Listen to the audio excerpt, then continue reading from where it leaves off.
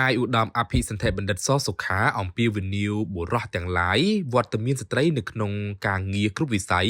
ក៏ជាវត្តមានម្ដាយយើងភរិយាយើងកូនស្រីយើងឬប្អូនស្រីយើងក្មួយស្រីយើង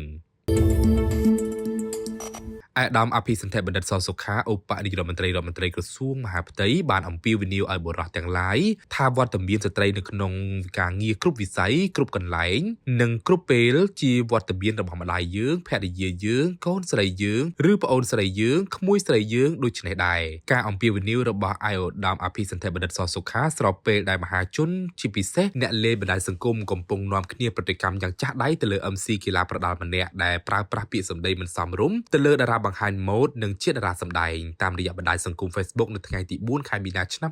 2025អាដាមអភិសន្ធិបណ្ឌិត ស សុខាបានសរសេរថាជនរួមជាតិជាទីស្រឡាញ់ប៉ុន្មានថ្ងៃនេះខ្ញុំសង្កេតឃើញមានបងប្អូនជាច្រើនអ្នកបានចេញមុខការពារសេចក្តីថ្លៃថ្នូរសង្គមនិងកិត្តិយសប្អូនស្រីមួយរូបដែលត្រូវបានពិធីករប្រដាល់ម្នាក់និយាយលេបហាយពាក្យសម្ដីជាសាធារណៈនៅលើវេទិកាប្រដាល់ទង្វើនិងប្រធានបទនេះបានធ្វើឲ្យប៉ះពាល់ផ្លូវចិត្តរបស់ប្អូនស្រីរូបនោះនិងស្ត្រីផ្សេងទៀតអាដាមអភិសន្ធិបណ្ឌិតបានបន្តផងដែរថាច្បាប់ធម្មជាតិបានបង្កើតឲ្យសង្គមមនុស្សមានភេទស្រីនិងភេទប្រុសជារឿងធម្មតាទោះអ្នកខ្លះមានអត្តចរិតធម្មជាតិផ្ទុយពីភេទជាក់ស្ដែងក៏ដោយម្នាក់មានសិទ្ធិមានសេរីភាពនិងសេចក្តីថ្លៃថ្នូរស្មើគ្នានៅក្នុងសង្គមសម្រាប់កម្ពុជាយើងមានច្បាប់និងប្រពៃណីដូនតាដ៏ល្អដើម្បីការពារសេចក្តីថ្លៃថ្នូររបស់មនុស្សម្នាក់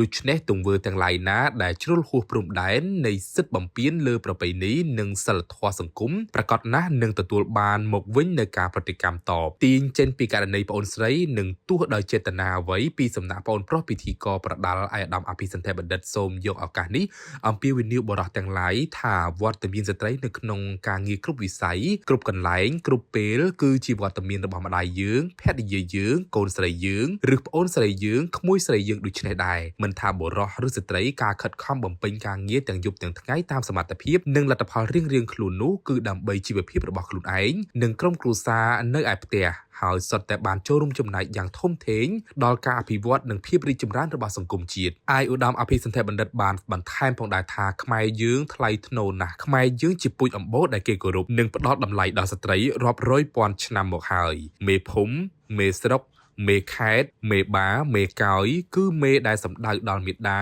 គឺមេសម្ដៅដល់ស្ត្រីដែលបង្កើតបានកូនជំនាន់ក្រោយតគ្នារបស់មនុស្សដូច្នេះខ្ញុំសង្ឃឹមថាពួកយើងជាបុរសនឹងបន្តរក្សាភាពថ្លៃថ្នូរក្នុងគ្រប់ទំនាក់ទំនងការងារគ្រប់ទំនាក់ទំនងសង្គមជាធម្មតាជាមួយស្ត្រីហើយខិតខំបង្កលក្ខណៈឲ្យស្ត្រីទទួលបានអារម្មណ៍កក់ក្ដៅប្រកបដោយកិត្តិយសនៅគ្រប់កលៈទេសៈទាំងអស់នៃការបំពេញការងារនិងគ្រប់វត្តមានក្នុងទំនាក់ទំនងសង្គមជាមួយបុរស